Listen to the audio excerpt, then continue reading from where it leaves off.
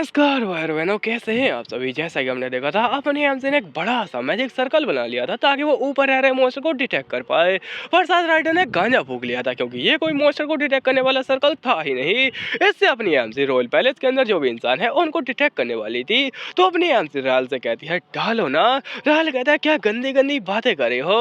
MC कहती है इसके अंदर मैजिक पावर डालो। तो राल इसके अंदर डालने लगता है जोर जोर से और वो कहता है मजा आ रहा है मुझे। 1 घंटे डालने घुसाने के बाद में रायल कहता है कुछ तो डिटेक्ट हुआ है और अपनी एमसी भी कहती है हाँ यहाँ पे कुछ तो सर्कल बन रहे हैं। ऐसा लगता है कि जो भी रॉयल पैलेस के अंदर इंसान है वो काफी ज्यादा पावरफुल होंगे और इसका मतलब है कि वो सारे सारे रॉयल फैमिली से बिलोंग करते होंगे। तो अब हमें चलना चाहिए रॉयल फैमिली की ओर यानी पैलेस की ओर। इसलिए ये लोग निकल जाते हैं और ऊपर दिखाया था चिलचिलाती धूप। अब ना पिगी कहता है भाई क्या ही यहाँ पे चिलचिलाती धूप है, मस्त सा मौसम है और वाह क्या खुशबू है, एकदम घास की खुशबू। पर अचानक से उसकी यहाँ पे किस्मत खराब हो जाती है और उसको बदबू आने लगती है। वो कहता है इतने सारे मॉन्स्टर यहाँ पे मरे हुए हैं कि पूरा यहाँ पे आसमान बदबू से ही भर चुका है। इनकी बदबू के लिए तो मुझे ऐसा लगता है कि सेंट लगानी पड़ेगी। वेल जरा देखो तो इतने सारे मॉन्स्टर हैं और ये क्या क्या खाते होंगे लेकिन बिल्कुल भी किसी भी चीज को बाहर निकालते ही नहीं है। ऐसा लगता है कि ये भी मेरी तरह है। वो ना मैं एकदम कमाल का पिगी और ये पिगी ऐसे ही अपना पिछवाड़ा दिखाए हुए मटके जा रहा होता है। वो कहता है मैंने काफी सारे माना स्टोन को घटका है और इसी के चक्कर में मेरे अंदर थोड़े बदलाव आए हैं और वो बदलाव है जैसे कि मेरा चेहरा चेंज हो चुका है थोड़ा और मैं चमकने लगा हूँ और दूसरा वो है कि मैं काफी ज्यादा हैंडसम हो चुका हूँ और तीसरा जो कि मेन है इस सबसे यहाँ पे कुछ नहीं होने वाला है वो है कि आप आराम से पढ़ाई करें क्योंकि मेरे अंदर तो दिमाग आ चुका है और इस एनर्जी को मैं कहता हूँ रेजिड्यू। और ये रेजिड्यू काफी ज्यादा पावरफुल चीज है जिससे कि ये लोग मॉन्स्टर वगैरह इतने ज्यादा पावरफुल होते जा रहे हैं। और इसके सामने एक मॉन्स्टर आता है जिससे कि अपना रायल खत्म कर देता है। वो कहता है कि बच के रहो पिगी महाराज। अपना पिगी कहता है देखा मैं कितना ज्यादा कमाल का हूँ, जिस राह से मैं चलता हूँ उस राह के सारे लोग अपने आप ही हट जाते हैं क्योंकि उन्हें रायल हटा देता है।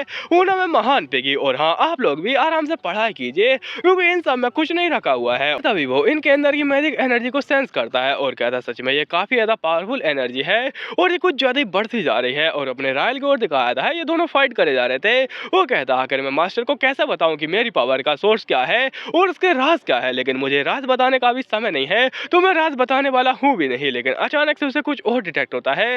वो कहता है ये पावर तो कुछ और ही चीज है और ये नॉर्थ से आ रही है और हाँ मैं बता दूं जो गेट है जिससे कि ये सारे सारे मॉन्स्टर आए हैं वो नॉर्थ में ही है। तो ये कहता है ये एक नई पावर है जो कि अभी अभी मेरे को डिटेक्ट हुई है। ये पहली पावर से काफी ज्यादा पावरफुल है। पर तभी इसके सामने एक मॉन्स्टर आता है जिससे कि रायल फिर से खत्म कर देता है और कहता है जलवा है मेरा जलवा।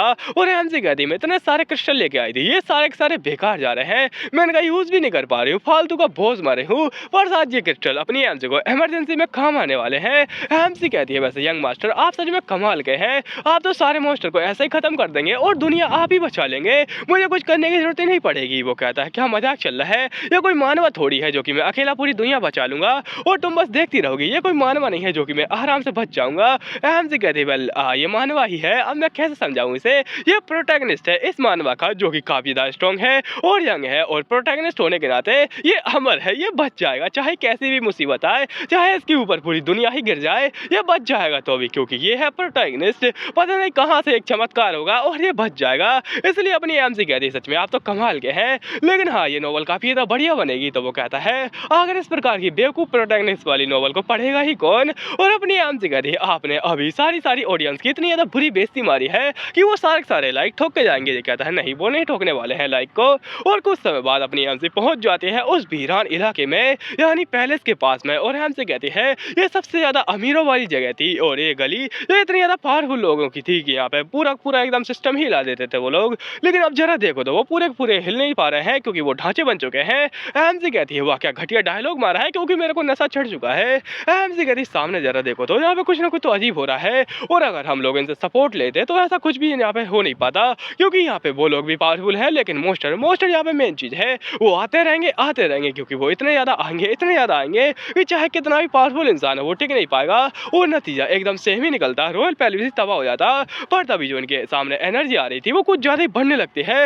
एमसी कहती है आखिर ये क्या चीज है, ये फटाफट से सील लगाता है, इतना जल्दी से लगाता है कि मैं क्या ही बताऊं। और एक मॉन्स्टर आता है जो कि सीधा उस सील से टकराता है और उसको चकनाचूर करने लगता है। एमसी कहती है इतनी ज्यादा आसानी से टूट नहीं सकती है। तो आखिर ये मॉन्स्टर क्या है और ये कुछ ज्यादा ही अजीब सी चीज है, ये तो ऐसा लगता है कि जो फोर्थ वेव है ना उसका मॉन्स्टर है और ये कुछ ज्यादा ही मॉन्स्टर आ रहे होते हैं इसके पीछे ही, ये अपना अटैक करे जा रहा था। और अपनी एमसी कहती है ये तो काफी ज्यादा खतरनाक मॉन्स्टर है और जरा देखो देखो तो क्या ही डिजाइन बनाई है राइटर ने। पहली बार मेरे को लगता है कि मोस्टर यहाँ पे थोड़े बहुत इज्जतदार आदमी होंगे, उन्हें भी थोड़ी बहुत इज्जत मिलनी चाहिए, ना कि किसी और मानवा की तरह कचरा बना देना चाहिए मोस्टर का।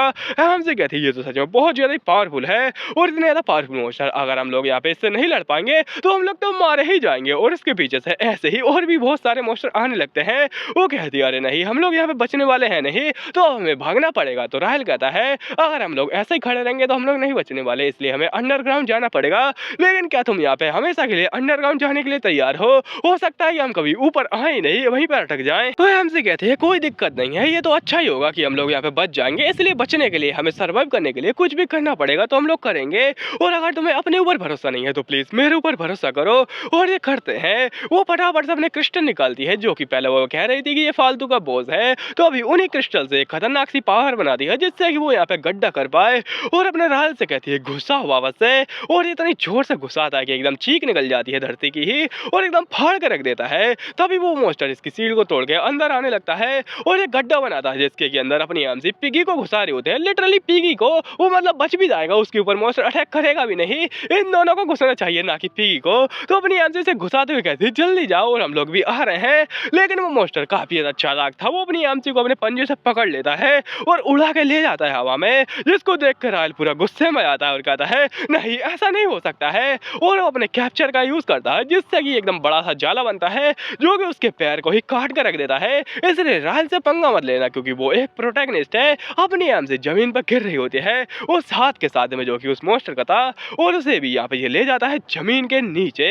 नीचे जाने के बाद में अपना पिग उसके यहाँ पे हटा रहा होता है और राहल कहता है नहीं तुम ऐसा नहीं जा सकती हो, और वो रोने लगता है। वो कहता है प्लीज जल्दी ठीक हो जाओ। और अपनी आमसी की हालत बहुत ज्यादा ही बुरी थी इस जगह पर, और अभी दिखाया जाता है अपने प्यारे से यहाँ पे छोटे से राहल की ओर, जो कि ऐसा ही उस तहखाने में भाग रहा था जहाँ पर कि अपनी आमसी उस गेट के अंदर गई थी। तो ये ऐसे छुपा हुआ था एक पिलर के पीछे। और जरा देखो राइटर ने गांजा कितना ज्यादा फूका है, क्योंकि इस पिलर की भी शैडो है, तो शायद अपने राइटर कुछ ज्यादा ही फूकता है। अहम से कहती है वेल राइटर को छोड़ो और आखिर यंग मास्टर कहाँ पर है, हमें शायद इस गेट के अंदर जाना चाहिए। और वो उस गेट के अंदर घुस जाती है ऑटोमेटिक ही। ये कहता है अरे नहीं क्या तुम ठीक हो, और उसके पीछे जाता है, गेट को खोलने की ट्राई करता है, पर क्योंकि तुम जानते हो मैजिक था उसके ऊपर तो ये खोल भी नहीं पाता है और ये पीछे गिर जाता है। वो कहता है अरे नहीं मुझे ऐसा लगता है किसी बड़े का सहारा लेना पड़ेगा, उससे मदद लेनी पड़ेगी, तो बस तुम मेरा इंतजार करना, मैं जल्द ही वापस आऊंगा और बस तुम बच जाओगी। अपना राहल जाता है लेकिन कभी आता नहीं है, क्योंकि उसके फादर आते हैं जो कि कहते हैं कि उसके अंदर काफी ज्यादा पावरफुल प्रिजर्वेशन मैजिक है जो कि उसे बचा करेगा, तो उसकी चिंता मत करो। और ऐसे समय में यहाँ पर काफी ज्यादा मोस्टर वगैरह आ चुके हैं, तो ये अच्छा रहेगा कि वो उसके अंदर रहे और उन राजों को जाने जो कि उसके अंदर छुपे हुए हैं, अपने प्यारे से फादर के राज भी, जो कि काफी ज्यादा नोटी थे अपने बचपन में। तो वो कहते हैं बस वो अंदर रहेगी और आराम से सेफ रहेगी, और हाँ उसे प्रोटेक्ट करना क्योंकि वो तुम्हारी जिम्मेदारी है, इसलिए अलविदा मेरे बच्चे। उसके बाद में वो चले जाते हैं लड़ाई करने के लिए, और अपना राहल ऐसा ही यहाँ पे समय बिताता है। 9 साल बीत जाते हैं और 3 साल का समय और लगेगा अपनी एम से को बाहर आने में। तो ये ऐसे ही फाइट कर रहा था और सामने खड़ा हुआ कहता है काफी समय बीत चुका है और ऐसा लगता है कि मैं यहाँ पे इंतजार करता ही रह जाऊंगा। और क्या फादर की बात सच में सही थी, मोस्टर से बचने के लिए मैं नीचे आ गया उसके, और नीचे एक इंसान था जिसका नाम था बार्डर। आपने राहल बताता है बार्डर के बारे में कि इसने अकेले ही पूरा जो रॉयल पैलेस है वहां तक का रास्ता साफ कर दिया था, और उसके बाद में अपने यहाँ पे जो बच्चे और यहाँ पे इसकी वाइफ थी उसकी कुछ यहाँ पे जो अस्थियां वगैरह रह गई थी तो उनको लेने ये गया था। लेकिन जरा देखो इसकी हालत कितनी ज्यादा खराब हो चुकी है, और मैं इस जगह पे लाचार हूँ, मजबूर हूँ। मेरे पास में कोई भी ऐसा हीलिंग मैजिक है ही नहीं जो कि इसकी जो एनर्जी वाली जो पावर है उसको खत्म कर पाए, और जो डार्क एनर्जी इसके अंदर घुस चुकी है ऐसा लगता है कि ये भी उसी की तरह है, और इसके अंदर इसके दिल के अंदर कोई गहरा राज छुपा हुआ है जो कि इसको दर्द देता है बहुत ज्यादा ही। तो ये कहता है ये दर्द वापस से आ रहा है, और ऐसा लगता है कि वो जो बातें थी इसके फादर की वो अब इसके भेजे में उतर रही हैं। उन्होंने कहा तो था कि वो उसके अंदर सेफ रहेगी, पर हो सकता है कि वो हमेशा के लिए डिसअपेयर हो चुकी है। तो ये दुख इसके एकदम सामने आता है, और इसके सामने वो जो बार्डर होता है वो उसको डिटेक्ट कर लेता है और कहता है तुम उस परेशानी को एक बस नाम दे दो ताकि वो चली जाए। तुम्हें उसे नाम देना पड़ेगा जो कि तुम्हारी यादों में ऐसे फंस चुकी है, जैसे कि तुम्हें एक कांटा लगा हो, तो उसको बस एक नाम दो और उसे जाने दो। लेकिन बार्डर ही चला जाता है, अपनी आम से तो नहीं जाती। और राहल ने बहुत ज्यादा उन लोगों को गालियां दी जिसने कि इसको हीलिंग मैजिक नहीं सिखाया था ताकि ये उसे बचा पाए। तो अपने राहल बहुत ज्यादा अपने आप को भी कोसता रहा, उनको भी गालियां देता रहा, लेकिन उससे कुछ फायदा नहीं हुआ और अपना राहल और भी ज्यादा अंदर चला गया। लेकिन हाँ उस गेट के बाहर ही था। तो अपना राहल कहता है काफी समय हो चुका है और मैं आशा करता हूँ जब वो बाहर आए तो मेरे से मिले, मेरी अस्थियों से मिले जो शायद अभी यहाँ पे जिंदा है लेकिन वो यहाँ पे खत्म हो जाएंगी। तो सारी सारी चीजें अब इस प्रकार से खत्म होने वाली हैं। शायद मैं यहाँ पे कुछ नहीं कर सकता हूँ, बस इंतजार के अलावा तुझे इंतजार करता है। और कहता है शायद अब मुझे समझ में आ चुका है कि अब मैं उस इमोशन को क्या नाम दूं, लेकिन फिर भी ये कोई ऐसी चीज नहीं है जिसे कि मैं नाम देकर यहाँ पे भगा दूं। वो कभी जाने वाला है नहीं। और अपनी एमसी के माइंड में दिखाया है, वो कहता है क्या चल रहा है, क्या मैं मारी आ चुकी हूँ और क्या अब मैं वापस से यहाँ पे किसी और नॉवल में जाने वाली हूँ, यहाँ पे छोटा बच्चा बन के मैं वापस से जीने वाली हूँ। हो सकता है कि ये डबल रीइंकार्नेशन नॉवल हो। तो अपनी एमसी अपनी आपकी आंखें खोलती है और कहती है मैं कहाँ पहुंच चुकी हूँ। वो कहती है ओह माय गॉड, ये तो कमाल की जगह है। और इसके सामने दो लोग होते हैं जिनका नाम तुम पढ़ सकते हो, बहुत ही ज्यादा घटिया नाम है। तो हम इसको यहाँ पे पतला अंकल और मोटा अंकल कहेंगे। तो मोटे अंकल कहते हैं ओह माय गॉड, लेडी जाग चुकी है, लेडी आस्टर जाग चुकी है, जल्दी से जाओ और महाराज को खबर करो। तो ये मोटू पतलू भागते हैं। एमसी कहते क्या चल रहा है जगह पर, और वो ऐसा शौक हो रहा था जैसे कि उन्होंने चमत्कार देख लिया हो। एमसी कहते क्या हुआ है इन्हें, और मैं यहाँ पे बहुत ज्यादा थक चुकी हूँ ऑलरेडी ही, और इनकी नाटक तो देखो क्या ही यहाँ पे कॉमेडी चल रही है। वो ऐसे भागते हैं, उसके बाद वो वापस आते हैं और अपनी एमसी को वापस से हील करने लगते हैं। ऐसा लगता है कि ये दोनों के दोनों हीलर हैं। और अपनी एमसी कहते वाह ये तो कमाल का हीलिंग मैजिक है और मैं काफी जल्दी ठीक हो जाऊंगी। तो वो ऐसा ठीक करते हुए कहते हैं ये तो चमत्कार है कि ये जिंदा बच चुकी है। तभी इनके पीछे से कोई इंसान आता है और ये दोनों कहते हैं महाराज तुसी ग्रेट हो, तोहफा कबूल कीजिए। वो कहता है नहीं मुझे तुम्हारे तोहफों के अंदर कोई भी इंटरेस्ट नहीं है, इसलिए मुझे ये बताओ कि क्या ये किसी मानवा की मेन कैरेक्टर है जो कि रीइंकार्नेशन लेकर वापस से जिंदा हो चुकी है। वो कहते हैं महाराज गांजा फूकना बंद कीजिए, ये आपके गांजे का असर है। तो अपना महाराज कहता है गांजा तो राइटर ने फूका है। और अपनी एम से सोचती है क्या ये कोई महाराज है, मुझे इसे ग्रीट करना पड़ेगा। एम से कहती है महाराज तुसी ग्रेट हो और अपना तोहफा दिखाने वाली होती है, पर तभी वो कहता है नहीं ये 18+ हो जाएगा, इसे मत देखा और आराम से शांत रहो क्योंकि तुम एक पेशेंट हो, इसलिए पेशेंस रखो और तुम्हारा पेशेंस काफी ज्यादा इंपॉर्टेंट है इस जगह पर। एमसी कहती है बट, वो कहता है बट का क्या मतलब है। तो एमसी कहती है बट आखिर मेरे यंग मास्टर है कहाँ पर। तो वो कहते हैं क्या तुम सोलबरी के बारे में बातें कर रही हो, तुम्हारा यंग मास्टर मेरा यहाँ पे भतीजा है और मैं उसका चच्चा ईरोस हूँ। एमसी कहती है क्या ईरोस, और उसको याद आता है ये वही उसका छोटा चच्चा है जो कि उसको बचाने के लिए नहीं आया था इतनी ज्यादा हार्ड सिचुएशन में भी। एमसी कहते हैं काफी ज्यादा दोगला और मतलबी इंसान था वो। तो अपना प्रिंस बताता है दरअसल ये कोई मतलबी इंसान नहीं था, बल्कि इसने वॉर में काफी ज्यादा लोगों की जान बचाई है, जैसे कि मेरे फादर, उनकी जान बचाते बचाते इसकी हालत खराब हो गई थी। और जब इसे पता चला कि जो इनका यंग मास्टर है वो यहाँ पे आ रहा है तो उसको बचाने के लिए फौरन ही चला गया और उसे बचाने की इसने बहुत ज्यादा कोशिश की। इसने यहाँ पे ठान लिया था कि अगर उसकी राख भी मिल जाए तो वो भी काफी रहेगी, बस उसे बचाना है। लेकिन बहुत ही दुख की बात है कि हमें उसकी राख नहीं मिली। तो अपने एम से कहते क्या मतलब है तुम्हारा। तो वो दोनों कहते हैं महाराज बकवास करना बंद कीजिए, आखिर किस प्रकार की बातें कर रहे हैं आप। और वो दोनों बता दे दरअसल तुम्हारे यंग मास्टर एकदम सेफ है। तो ये कहता है हाँ वो भी सेफ है और तुम भी सेफ हो, तो इसलिए बस आराम करो। एमसी कहते हैं यस योर मैजेस्टी, और प्लीज गांजा फूकना कम कीजिए। उसके बाद वो अपनी एमसी बताते कि ये दोनों गुफाएं यहाँ पे बहुत ज्यादा बड़ी बड़ी है और इन्होंने ये गुफाएं काफी ज्यादा मेहनत से बनाई है और ये उसी टाइप से बनाई है जैसा कि मैजिक फ्लो करता है। एमसी बता दी जब ये लोग बना रहे थे तब काफी सारे मॉन्स्टर आए थे इन्हें रोकने के लिए, लेकिन इन्होंने सभी का खात्मा कर डाला था और इसी वजह से बहुत ही ज्यादा कम मॉन्स्टर थे इस ऊपरी वाली जगह पर यहाँ पे जैसे फोर्थ वेव आई बहुत सारे मॉन्स्टर आ गए और इनके चक्कर में इन्हें डबल परेशानी हुई हमें बचाने में। लेकिन अपनी एमसी बच चुकी है, यंग मास्टर भी बच चुके हैं और एमसी कहती है काफी ज्यादा कमाल की चीजें हो चुकी है और फाइनली एक अच्छी जगह जहाँ पर कि मैं रह सकती हूँ और काफी ज्यादा पीस है, नए कपड़े मुझे तो काफी ज्यादा कमाल लग रहे हैं और इनके अंदर खुशबू आय हाय हाय, मुझे इन्हें रोज रोज धोना चाहिए ताकि इनकी खुशबू ऐसे ही बरकरार रहे। पर तभी कुछ आवाज आती है, एमसी कहती है क्या ये वो है, और तभी अपना पीकू महाराज आता है और कहता है क्या चल रहा है यहाँ पर। एमसी कहती पीपर भाई तुम आ चुके हो और कितने ज्यादा सुंदर लग रहे हो तुम। वो कहता है यस माय मिस, और बहुत ज्यादा खुशी खुशी का मूवमेंट चल रहा था। तभी यहाँ पे कोई और आता है, एमसी कहती हो तुम, और ये होता है रायल जो कि कहता है तुम ठीक हो। उन्होंने कहा कि ये काफी ज्यादा एकदम चमत्कार जैसा था पर तुम ठीक हो। एमसी कहती हाँ ये चमत्कार जैसा ही था। उसके बाद में उससे गले लग जाता है और कुछ ज्यादा ही लवली लवली मूवमेंट था। मेरा मूड तो नहीं है वैसे इसे एक्सप्लेन करने का, लेकिन फिर भी मैं एक्सप्लेन करूंगा। एमसी कहती है तुम्हारे बिना मेरा दिल एकदम तड़पे जा रहा था, और रायल कहता है तुम्हारे अंदर का जो दिल है ना उसके अंदर मैं रहता हूँ और मेरे दिल के अंदर तुम रहती हो, इसलिए हम दोनों के दिल एक दूसरे से जुड़े हुए हैं और कभी भी इसे अलग मत करना वरना फिर मैं तुम्हारे बिना मर जाऊंगा। और अपनी एमसी कहती सच में क्या, तुम तो काफी ज्यादा अच्छे शायर हो। और अपनी एमसी बताती कि अगर इसके अंकल इस प्रकार से बिहेव क्यों कर रहे थे जैसे कि अपनी एमसी कोई अजूबा हो, तो वो लोग बताते हैं कि दरअसल अपनी एमसी एक कॉमनर है और कॉमनर इस प्रकार की चीजें कर ले वो काफी ज्यादा कमाल की चीज होती है, इसलिए वो उसे कैसे प्रोनाउंस करे, कैसे उसका यहाँ पे सम्मान करे, उसमें यहाँ पे इनको दिक्कत आ रही थी। एमसी कहती है अच्छा तो ये सारा मामला हाई सोसाइटी का है और ऐसा लगता है कोई भी कॉमनर जिंदा बचा ही नहीं है जो कि ये लोग यहाँ पे है हम ही को इस प्रकार से ट्रीट कर रहे हैं जैसे कि हम लोग कोई खजाना हो या फिर सोना हो। तो वो कहता है वेल हो सकता है, लेकिन फिर भी काफी ज्यादा समय बीत चुका है तो हम लोग ऐसे ही यहाँ पे किसी के ऊपर इंजाम तो नहीं लगा सकते। और अपनी एमसी कहती है जरा देखो तो बात भी कौन कर रहा है, सोल वाली फैमिली का यंग मास्टर जो कि खुद यहाँ पे इतनी बड़ी वाली लिनेज से आता है और ये खुद ऐसी बातें कर रहा है जैसे कि ये यहाँ पे लक के चक्कर में बच चुका है। लेकिन ऐसी कोई बात नहीं है, बल्कि इसको बचा है इसके लोगों ने यहाँ पे अपना सेक्रीफाइस दे देकर। और वो कहता है वेल काफी समय बीत चुका है तो हम लोग इसके बारे में कुछ नहीं कह सकते हैं, लेकिन फिर भी अब हमें यहीं पर रहना पड़ेगा और ये काफी ज्यादा सेफ जगह है। लेकिन फिर भी फोर्थ वेव के चलते हम लोग यहाँ पे ज्यादा देर के लिए नहीं रख सकते हैं। और अपनी एमसी कहती हाँ ये तो काफी ज्यादा अजीब बात है कि यहाँ पे इतने सारे मॉन्स्टर हैं कि यहाँ पे हम लोग नहीं रह पाएंगे ज्यादा देर तक, इसलिए अब हमें निकलना पड़ेगा। और जरा देखो तो मेरा यंग मास्टर कितना ज्यादा एकदम यहाँ पे मैच्योर हो चुका है, ऐसा लगता है कि इसकी शादी हो जानी चाहिए।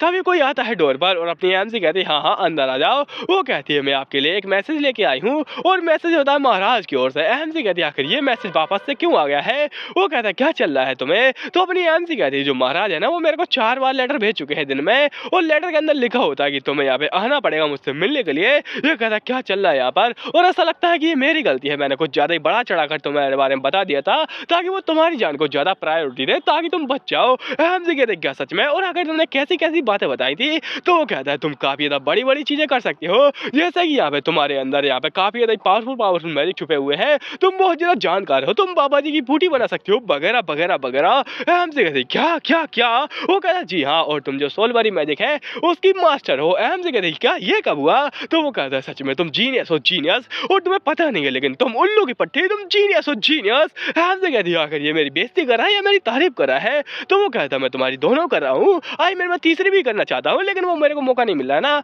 तो अपनी एमसी कहती गंदी बात है नहीं, लेकिन मेरे को ये बताओ आखिर इस लेटर का मुझे करना क्या चाहिए। तो वो कहता है जाओ और उनसे मिल के आओ। एमसी कहती हाँ उन्होंने मेरी जान बचाई है तो मुझे उनसे मिलना चाहिए ताकि मैं उन्हें थैंक यू बोल पाऊँ। और उन्होंने सच में बहुत ज्यादा जाने गवाई होंगी मेरे को बचाने के लिए, क्योंकि ये लोग तो जाएंगे नहीं, जाएंगे छोटे मोटे नाइट जो कि यहाँ पे कुर्बान हो जाएंगे अपनी एमसी को बचाते बचाते। एमसी कहती अब मुझे से थैंक यू बोलना चाहिए महाराज को।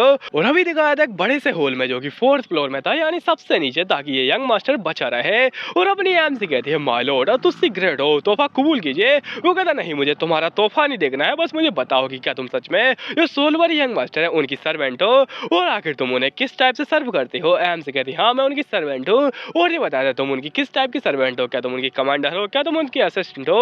एमसी कहती है अगर मैं किस तरीके से बताऊं, क्योंकि मैंने अगर बताऊंगी कि मैं उसकी नानी हूं तो ये लोग बोलेंगे कि तुम्हारी जो एज है ना उससे भी कम है, यानी वो तुम्हारा नैनी होना चाहिए था। एमसी कहती नहीं मैं उन्हें इस बारे में भी नहीं बता सकती हूँ कि मैं किसी सीक्रेट होल में यहाँ पे 12 साल तक जिंदा रही और उसके अंदर काफी ज्यादा कमाल कमाल का मैजिक था, क्योंकि मेरे को यंग मास्टर ने मना किया है उनके सीक्रेट के बारे में बताने के लिए। तो अपनी एमसी कहती आखिर मैं इसे कैसे बताऊं, और अगर मैंने इसे बता दिया तो हर महाराज की तरह ये भी यहाँ पे अमर होने के बारे में सोचेगा उस होल के अंदर घुसने के बाद में। और जरा देखो तो ये बिल्कुल उसी की तरह लग रहा है। एमसी कहती है तो अब मुझे यहाँ पे क्या कहना चाहिए।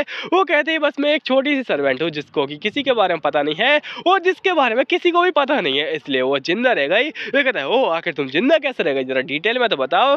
तो वो कहती है कि दरअसल मैं यहाँ पे एक छोटी सी मेट थी, तो बस मैं यहाँ पे एक कोने में रही और कोने में जिंदा रह गई क्योंकि वहाँ पे एक सीक्रेट प्रिजर्वेशन मैजिक था। वो कहता है क्या क्या क्या।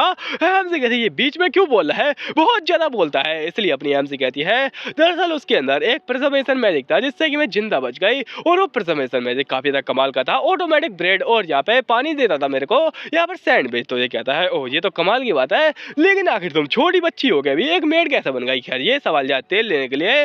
और अभी मुझे एक बात बताओ कि जो भी तुम्हारा मैजिक है क्या वो सच में तुम ही बनाती हो, और क्या जो तुमने मैजिक का यूज किया था पहले भी क्या वो तुम्हारा ही था। एमसी कहती हाँ वो मेरा ही था, वो डिटेक्शन मैजिक मेरा ही था। तो उसे एक पेन देते हैं और कहते हैं तो फिर अभी के अभी बना उसको, और इस बार जो दिशा होगी ना वो नॉर्थ साइड में एक माउंटेन है तो उसकी साइड में रखना। एमसी कहती आखिर यहाँ पे चल क्या रहा है, क्या मेरे को यहाँ पे पागल समझते हैं। तो वो कहता है बस बनाओ, और अपनी एमसी जैसी बना रही होती है ये तीनों अपना मुंह फाड़ लेते हैं और पूरे के पूरे मुंह फाड़ के अपनी एमसी को देख रहे होते हैं। एमसी ऐसा कलाकारी दिखा रही होती है जैसे कि आप अपनी यहाँ पे खाली पेंटिंग पे दिखाते हैं। तो अपनी एमसी बना जा रही थी और लोग बोलते हैं ओह माय गॉड क्या ही कमाल का मैजिक है। तब एक मिनिस्टर कहता है ये तो काफी ज्यादा कमाल का है और ये बहुत ज्यादा अलग है, ये एक के ऊपर एक बना जा रही है जैसा कि यहाँ पे नॉर्मल लोग बनाते नहीं है, और ये तो कुछ जाना पहचाना लग रहा है, क्या ये तुम्हारा मैजिक है। तब इस साइड में एक और इंसान था जो कि कहता है नहीं ये मेरा यहाँ पे सिखाया हुआ मैजिक नहीं है, लेकिन ऐसा लगता है कि इसने मेरी किताबें पढ़कर ये बनाया है। और एमसी भी उस इंसान के बारे में देखती है और कहती है क्या ये तो वही इंसान है जिसके की मैंने किताबें पढ़ी थी और इसका नाम तुम पढ़ सकते हो जो कि बकवास है। तो हम इसे बस दुबला पतला इंसान बोलेंगे, तो वो दुबला पतला इंसान जो कि 40 साल का है अभी भी, वो वो कहता है आखिर यहाँ पे ये तो कमाल की चीज़ है, हमसे रुक जाती है। तो वो कहते हैं हे कंटिन्यू करो, तुम बनाते रहो, अपना मैजिक करते रहो।